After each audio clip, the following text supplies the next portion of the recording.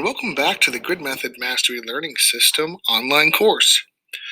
In part 7 of the course, we're going to be talking about results and data.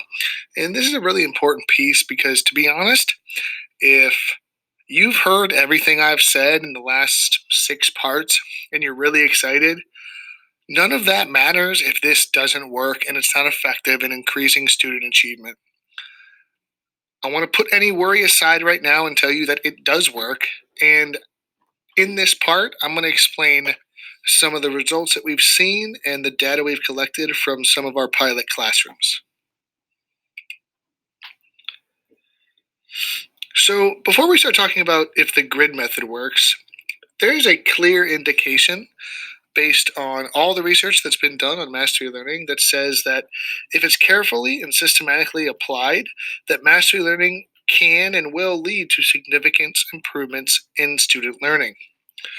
When most of the research was done, what they found in the literature was that when traditional instruction occurs, you get a standard bell curve of student achievement.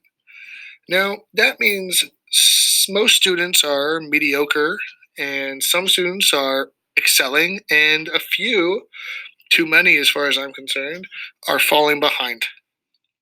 Now, when you implement mastery based learning, that bell curve shifts and more students achieve and less students fall through the cracks.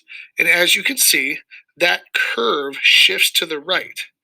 Now, this is really important because all those students that were mediocre or failing or falling through the cracks are now succeeding.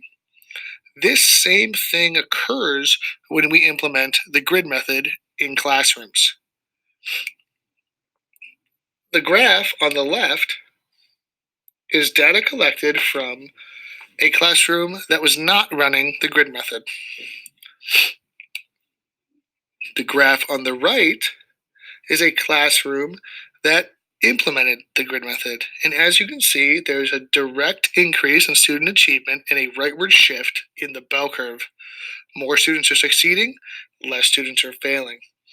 This data was actually collected from the same classroom with the same instructor in the same school with the exact same resources.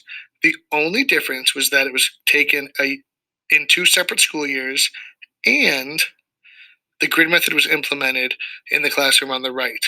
So as you can see, once the grid method is implemented, increased student achievement occurs.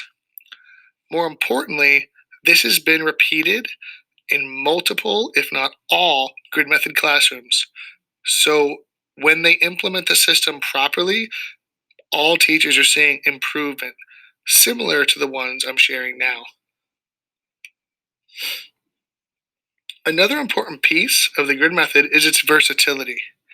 So not only does it meet the increased student achievement portion of what you want to see in any instructional system, it also helps meet the needs of all best practices. What I don't want you to think is that this is one more thing you have to do, because what the grid method allows you to do is implement a single, easy system to incorporate and embed all of the best practices you know you should be doing every day in your classroom. The grid method is a single solution to increase student achievement based on the data that I've shown you and meet the needs of best practices for your students. So not only are you going to see increased student achievement, but you're going to be including more best practices than a traditional lesson ever could. And all of that's going to be possible through implementing the grid method in your classroom.